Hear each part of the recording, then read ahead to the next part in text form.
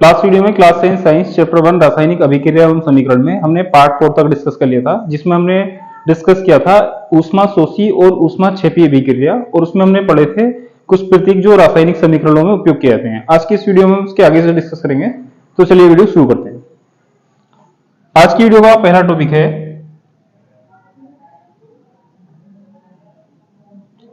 उपचयन।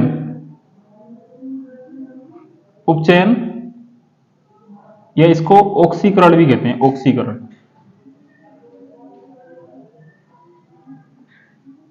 और इंग्लिश में इसको कहते हैं ऑक्सीडेशन।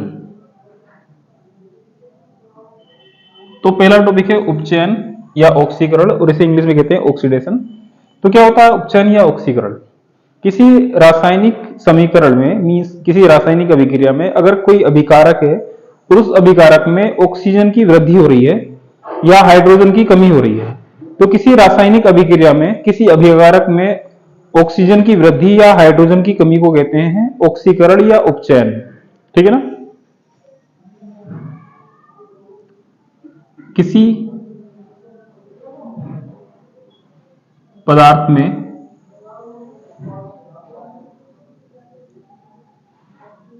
ऑक्सीजन की वृद्धि या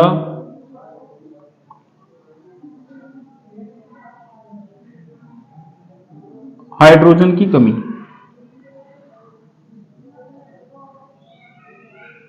किसी पदार्थ में ऑक्सीजन की वृद्धि या हाइड्रोजन की कमी को उपचयन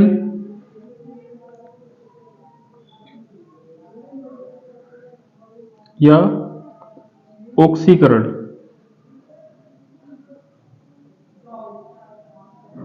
कहते हैं। तो अगर हमारे पास कोई रासायनिक अभिक्रिया है और उस रासायनिक अभिक्रिया में किसी पदार्थ में ऑक्सीजन की वृद्धि हो रही है या फिर हाइड्रोजन की कमी हो रही है, तो ऑक्सीजन की वृद्धि या हाइड्रोजन की कमी को कहते हैं उपचयन या ऑक्सीकरण। इसके कुछ एग्जाम्पल देख लेते हैं। जैसे कि एक अभिक्रिया है C+O2 is equal to CO2। Carbon oxygen से अभिक्रिया करके कार्बन डाइऑक्साइड बनाता है। तो यहाँ एरो से पहले जो अभिकारक हैं, इन अभिकारक में कार्बन के साथ कोई ऑक्सीजन नहीं है, लेकिन अगर हम उत्पाद में ध्यान देते हैं तो उत्पाद में इस कार्बन के साथ दो ऑक्सीजन जुड़े हैं। तो यहाँ पर तो कार्बन के साथ कोई ऑक्सीजन नहीं था, यहाँ पर कार्बन के साथ दो ऑक्सीजन जुड़े हैं, तो इसका मतलब कार्बन में ऑक्सीजन की वृद्धि हो गई है, ऑक्सीजन की वृद्धि।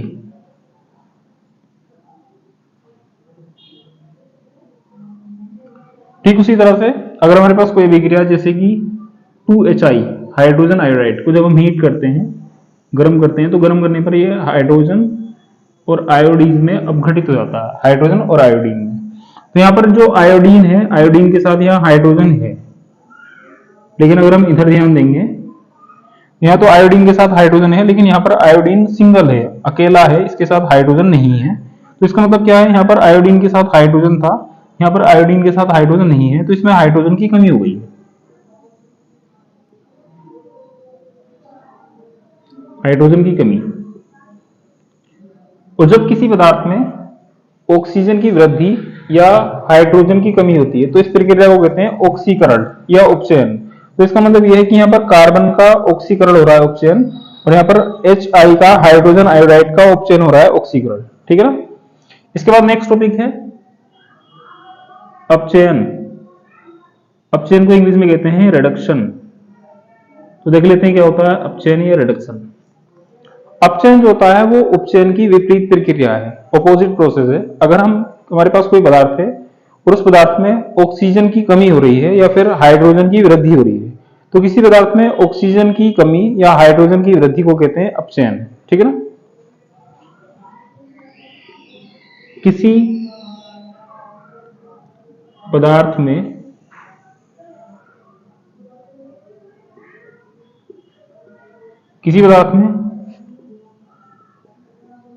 ऑक्सीजन की कमी या हाइड्रोजन की वृद्धि को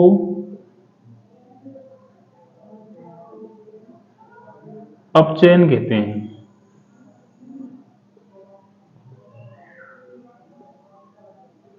ठीक है ना। जब किसी पदार्थ में हाइड्रोजन की वृद्धि होती है या ऑक्सीजन की कमी होती है तो इसे कहते हैं अपचयन। अगर बात करें इसके एग्जाम्पल की, तो इसका एग्जाम्पल है CaCO3 कैल्शियम कार्बोनेट को जब हम गर्म करते हैं तो कैल्शियम कार्बोनेट को गर्म करने पर कैल्शियम ऑक्साइड प्राप्त होता है और CO2 कार्बन डाइऑक्साइड प्राप्त होती है। इस साइड जो है CaCO3 है और यहाँ CaCO3 में कैल्शियम के साथ 3 ऑक्सीजन है, लेकिन यहाँ पर कैल्शियम के साथ सिर्फ 1 ऑक्सीजन है। तो इसका मतलब यह है कि कैल्शियम में ऑक्सीजन की कमी हो रही है। ठीक है ना, ऑक्सीजन की कमी।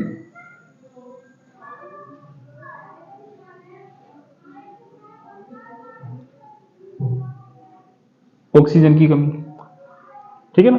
इसी तरह से एक और एग्जांपल लिख लेते हैं, N2 + 3H2 = 2NH3।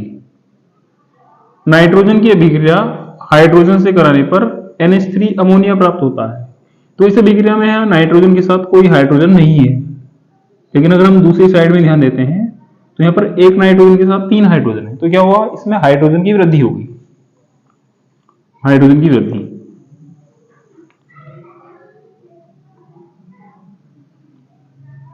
और किसी पदार्थ में ऑक्सीजन की कमी या हाइड्रोजन की वृद्धि को कहते हैं अपचयन। तो इसका मतलब यह है कि यहाँ पर CaCO3 का अपचयन हो रहा है, यहाँ पर नाइट्रोजन का अपचयन हो रहा है, क्योंकि यहाँ पर CaCO3 कैल्शियम कार्बोनेट में ऑक्सीजन की कमी हो रही है। यहाँ कैल्शियम के साथ 3 ऑक्सीजन है, जबकि यहाँ पर कैल्शियम के साथ 1 ऑक्सीजन है, तो ऑक्सीजन की कमी हो गई। यहाँ पर नाइट्रोजन से कोई भी हाइड्रोजन जुड़ा हुआ नहीं है, लेकिन यहाँ नाइट्रोजन से 3 हाइड्रोजन जुड़े हैं, यहाँ पर हाइड्रोजन की वृद्धि हो गई। और ऑक्सीजन की कमी और हाइड्रोजन की वृद्धि को क्या कहते हैं, अपचयन। ठीक है ना। नेक्स्ट, इसके बाद आगे अगला टॉपिक है अपचयोपचय।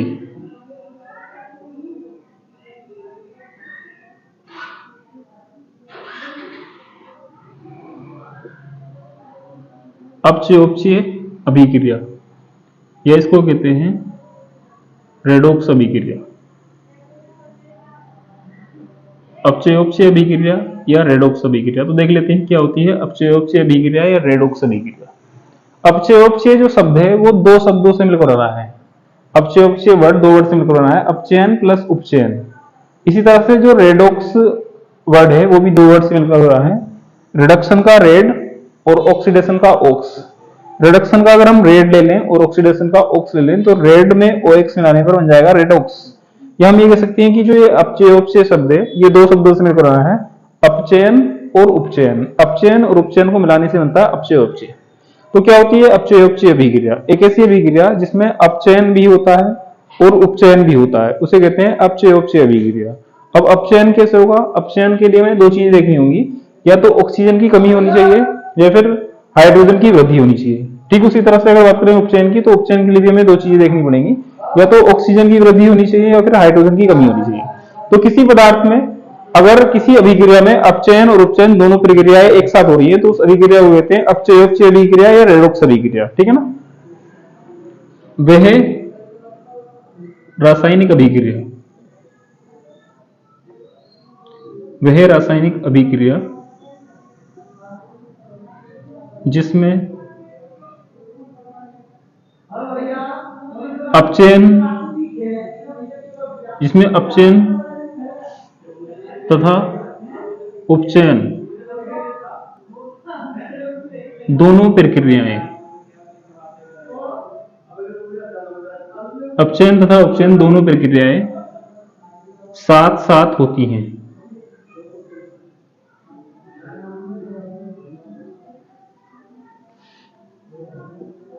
साथ साथ होती हैं। अपचयोपचय या रेडॉक्स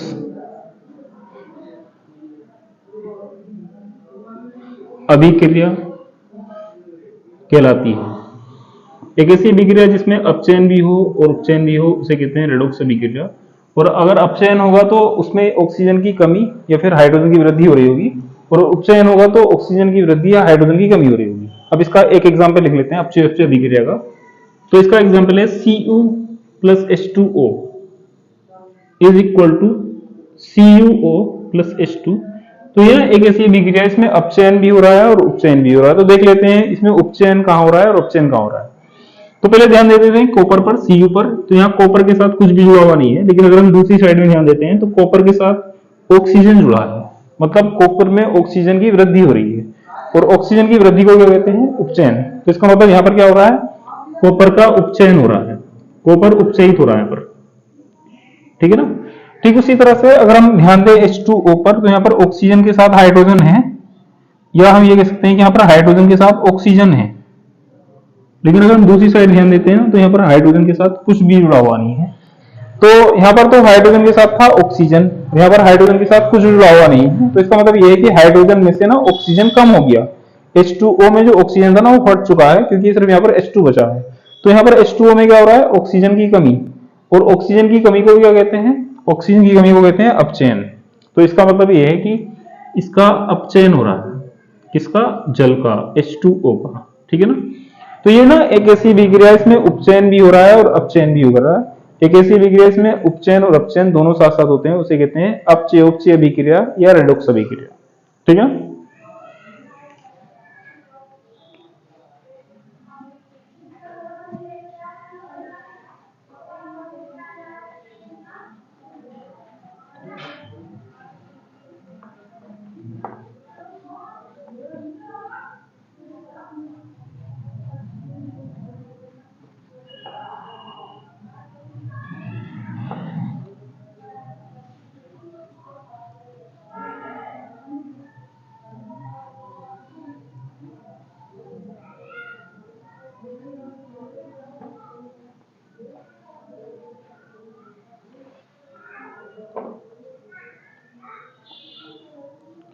इसके बाद इस चैप्टर के लास्ट 2 टॉपिक्स हैं संक्षारण, जिसे इंग्लिश में कहते हैं कोरोजन, और विकृत गंधिता। विकृत गंधिता को इंग्लिश में कहते हैं रेंसिडिटी, रेंसिडिटी। तो ये लास्ट 2 टॉपिक हैं, ठीक है ना। एक तो है संक्षारण, दूसरा है विकृत गंधिता। और दोनों टॉपिक में ना काफी सिमिलरिटीज है, काफी समानता है। ये दोनों एक दूसरे के समान हैं, लेकिन अलग अलग जगह अलग अलग स्थानों पर घटित होते हैं। तो देख लेते हैं क्या होता है संक्षारण। पहले बात कर लेते हैं संक्षारण की। तो संक्षारण जो होता है हमेशा धातुओं पर होता है, धातु पर, मेटल्स पर, मतलब ये ना हमेशा धातुओं पर होगा। और जो विकृत गंधिता होती है ये हमेशा भोजन के साथ होती है, ठीक है ना। संक्षारण जो है धातुओं में होने वाली एक प्रक्रिया है, जबकि विकृत गंधिता भोजन में होने वाली एक प्रक्रिया है। तो अगर बात करें संक्षारण की, तो संक्षारण क्या होता है? जब कोई धातु वायु के संपर्क में आती है, एयर के कांटेक्ट में आती है, या जल के संपर्क में आती है, या फिर अम्ल के संपर्क में आती है, किसी अम्ल के, अम्ल एक ऐसा पदार्थ होता है जो टेस्ट में खट्टा होता है, इसके बारे में हम चैप्टर 2 में डिस्कस करेंगे। तो जब कोई धातु जल, वायु या अम्ल के संपर्क में आती है तो उस धातु का रंग परिवर्तित हो जाता है, ठीक है। या हम ये कह सकते हैं कि जब कोई धातु जल, अम्ल या वायु के संपर्क में आती है तो वो धातु उपचयित हो जाती है, जिससे उसका रंग परिवर्तित हो जाता है। इस प्रक्रिया को कहते हैं संक्षारण। अगर बात करें विकृत गंधिता की, तो विकृत गंधिता क्या होता है? विकृत गंधिता भोजन में होने वाली प्रक्रिया है।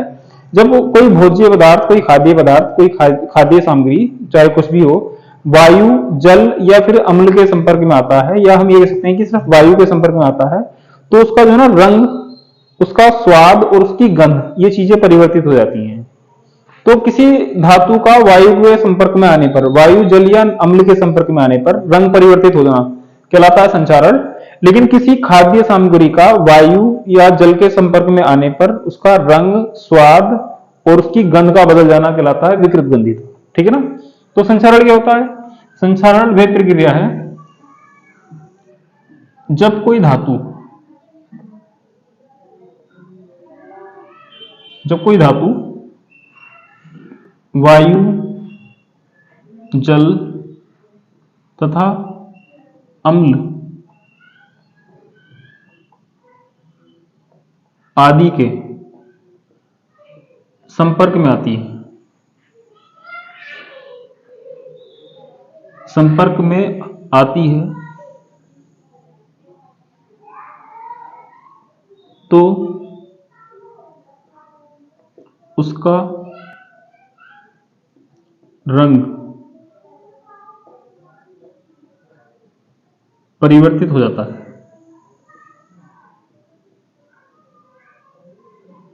उसका रंग परिवर्तित हो जाता है। इस प्रक्रिया को संक्षारण कहते हैं।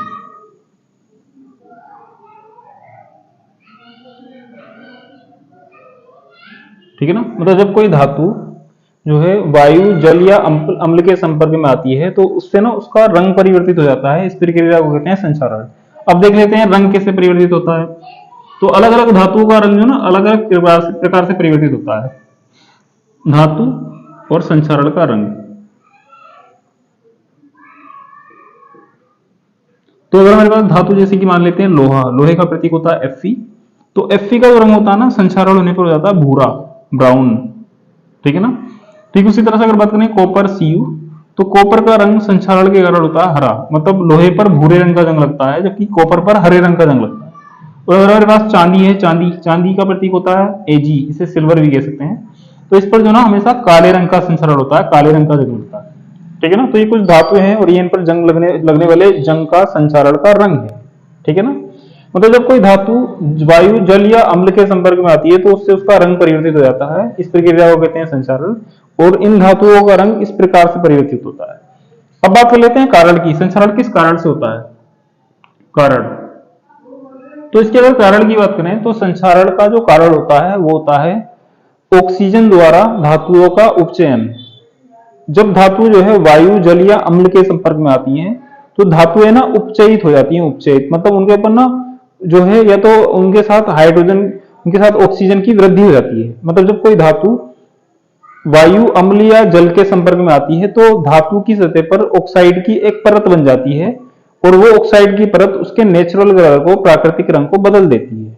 तो जब कोई धातु जो है वायु, अम्ल या जल के संपर्क में आती है तो उसमें ऑक्सीजन की वृद्धि हो जाती है और ऑक्सीजन की वृद्धि को क्या कहते हैं? उपचयन। मतलब धातु उपचयित हो जाती है। तो संक्षारण का जो कारण है ना वो है उपचयन।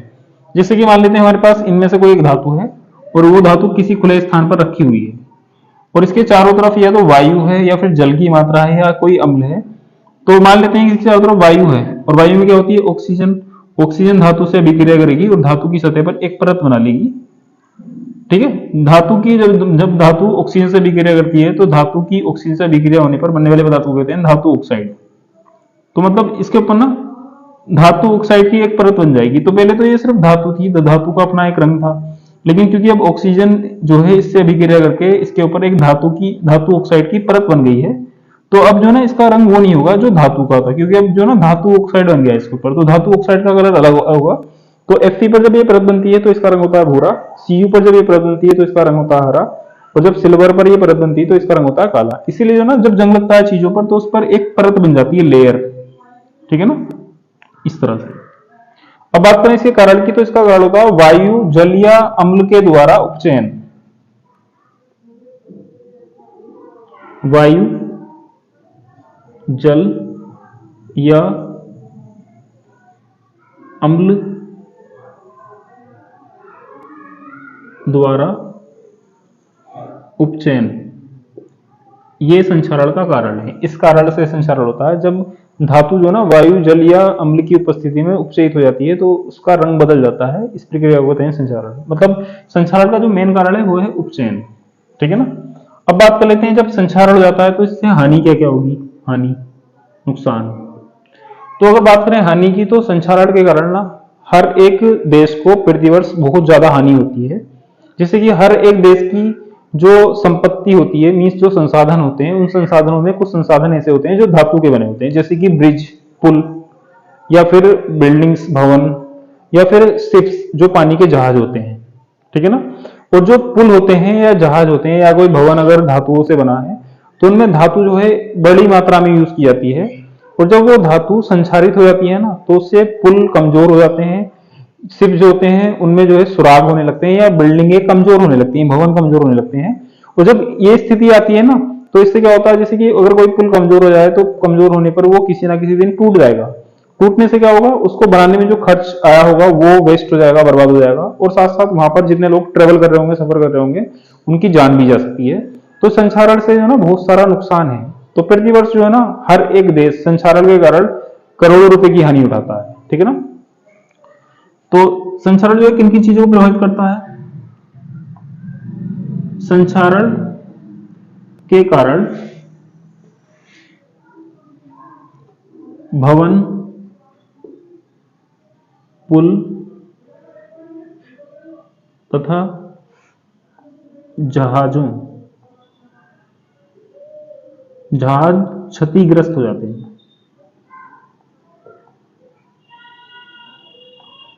क्षतिग्रस्त हो जाते हैं। और जब ऐसा होता है ना, तो ऐसा होने पर जो है ये चीजें कमजोर होकर टूट सकती हैं। तो इससे जो है ना जनधन दोनों की हानि होती है, जिससे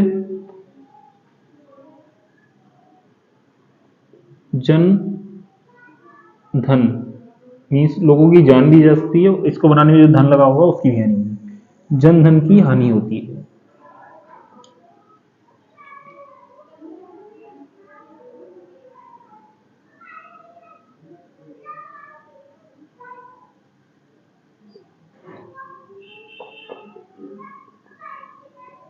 हानि होती है, ठीक है ना। तो क्योंकि संचारण से होने वाली हानि बहुत अधिक है और इससे बहुत नुकसान भी हो सकता है, तो ये बहुत ज्यादा जरूरी है कि संचारण से चीजों को बचाया जाए, उनको जंग लगने से बचाया जाए, ठीक है ना। तो अब हम पढ़ेंगे बचाव के उपाय, किस तरह से बचाव करा जाए। बचाव के उपाय। तो अगर बात करें संचारण से बचाव के उपाय की, तो संचारण से बचाव के जो है तीन उपाय हैं, तीन तरीके से हम संचारण से चीजों को बचा सकते हैं, ठीक है। पहला तरीका है धातुओं पर ग्रीस या फिर तेल का लेप करके। तो क्योंकि जो तेल होता है ना, तेल और ग्रीस धातुओं के ऊपर एक परत बना लेता है, जब वो परत बन जाती है तो वायु जो है ना धातु के संपर्क में नहीं पहुंच पाती, जिससे उस पर संचारण नहीं हो पाता। तो पहला तरीका है धातुओं पर तेल या ग्रीस का लेप करके, ठीक है ना। दूसरा तरीका है कि धातुओं पर हम पेंट कर दें।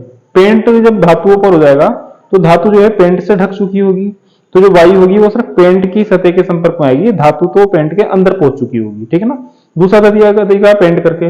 या तीसरा तरीका है कि हम किसी धातु पर एक ऐसी धातु का लेप कर दें जिससे कि उस पर जंग ही ना लगे, मतलब एक ऐसी धातु का लेप कर दें जिस धातु पर जंग ही नहीं लगता हो। जैसे लोहे पर जंग लगता है लेकिन जिंक धातु पर जंग नहीं लगता, तो हम क्या करेंगे, लोहे के ऊपर ना जिंक को पिघलाकर अगर उसका एक लेप कर दिया जाए तो इस तरह से ना लोहा जंग से सुरक्षित रह सकता है। तो जब जिंक धातु का लेप करके धातुओं को जंग से बचाया जाता है तो इस प्रक्रिया को कहते हैं यशोद लेपन, ठीक है ना।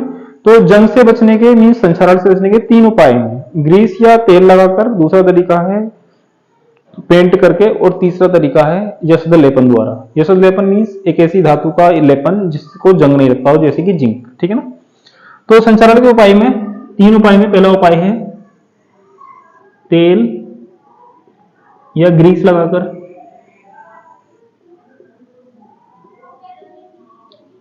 ठीक है ना। इसका दूसरा उपाय है पेंट करके,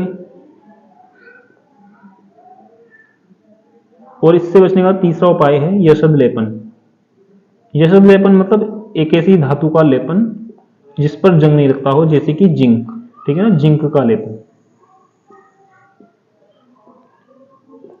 तो ये तीन तरीके हैं जिससे हम संचारण से बच सकते हैं। तो संचारण का जो टॉपिक है पूरा हो गया। अब बात कर लेते हैं विकृत गंधिता की। तो जैसे कि मैंने अभी बताया था, विकृत गंधिता भोजन में होने वाली एक प्रक्रिया है। जब भोजन जो है वायु के संपर्क में आता है, तो वायु के संपर्क में आने पर ना भोजन का स्वाद, उसका रंग या उसकी गंध, ये तीनों चीजें परिवर्तित हो जाती हैं। तो इस प्रक्रिया को कहते हैं विकृत गंधिता, ठीक है ना।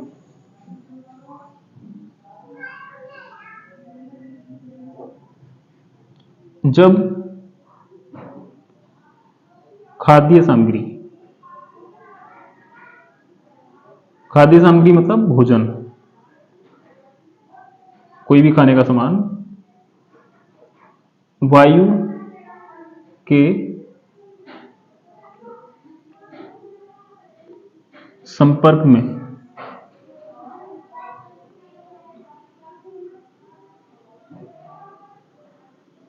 आते हैं तो इससे भोजन का रंग, स्वाद तथा गंध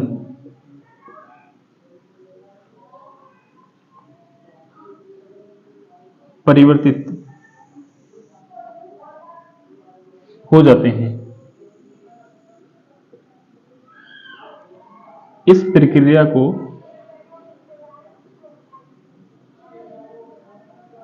संचारण कहते हैं।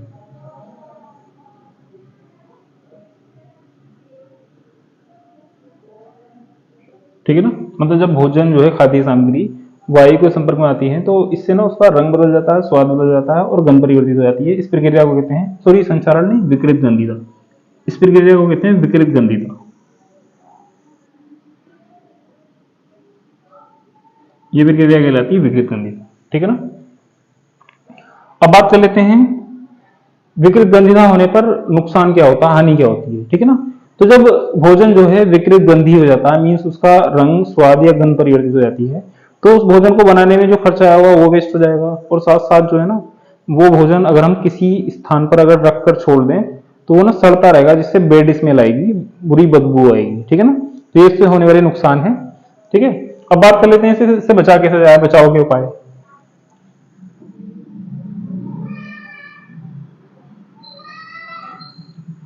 बचाव के उपाय, इससे बचा कैसे जाए। तो संचारण, सॉरी, भोजन को विकृत गंधी होने से बचाने के लिए हमें क्या करना है, जैसे कि हमारे पास कोई भोजन है, मान लेते हैं कि हमारे पास जो है ये चिप्स का एक टुकड़ा है। चिप्स एक खाद्य सामग्री है, खाने का पदार्थ है, और हमें इसको विकृत गंधी होने से बचाना है। तो हमारा काम क्या होगा कि हम इसके संपर्क में ना वायु को आने से रोकें, वायु इसके संपर्क में ना पहुंच पाए। ठीक है ना। तो अगर हमें इसके संपर्क में वायु को आने से रोकना है तो हमें इसके चारों तरफ ना कोई ऐसी चीज का आवरण बनाना पड़ेगा जिससे कि वायु उस आवरण को पार ना कर पाए। तो ऐसी एक चीज है नाइट्रोजन, नाइट्रोजन गैस। अगर हम जो है किसी खाद्य सामग्री को नाइट्रोजन से प्रभावित कर दें तो नाइट्रोजन से प्रभावित करने पर ना उसके चारों तरफ नाइट्रोजन का एक आवरण बन जाएगा और वायु की ऑक्सीजन उसके संपर्क में नहीं आ पाएगी। तो उससे क्या होगा, उससे जो ना वो विकृत गंधी होने से बच जाएगा। तो बचाव के उपाय क्या है। बचाव के उपाय हैं, यदि खाद्य सामग्री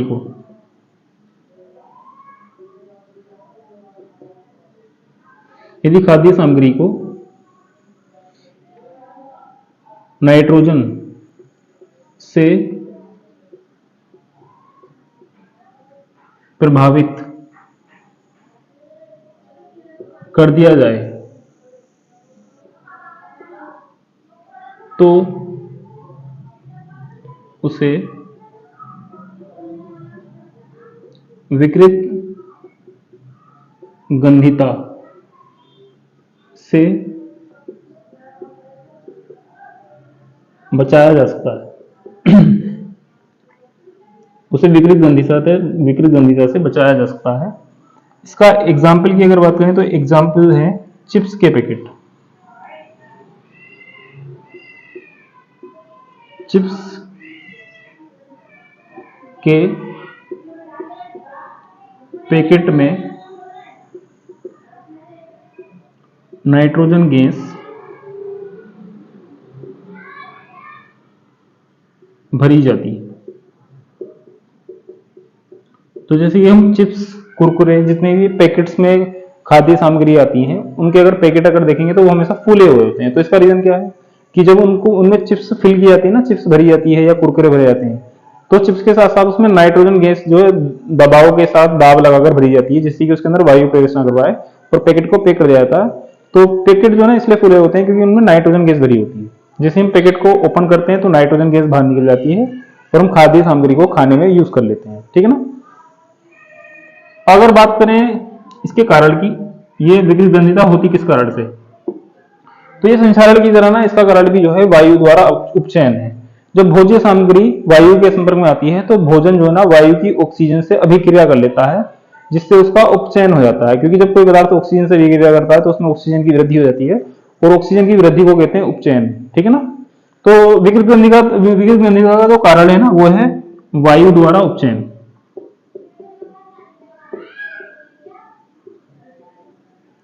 जब किसी पदार्थ का वायु द्वारा उपचयन हो जाता है तो वो विकृत गंधी हो जाता है। क्लियर ना। ये इस चैप्टर के लास्ट टॉपिक थे। अगर आपको इस चैप्टर के किसी भी पार्ट में कहीं कोई कंफ्यूजन रहा हो तो कमेंट बॉक्स में कमेंट करके बता सकते हैं। अब आगे की वीडियोस में हम इस चैप्टर की एक्सरसाइज सोल्व करेंगे और लास्ट 10 इयर्स में जो बोर्ड एग्जाम में क्वेश्चन आ चुके हैं वो डिस्कस करेंगे। ठीक है ना। Thank you.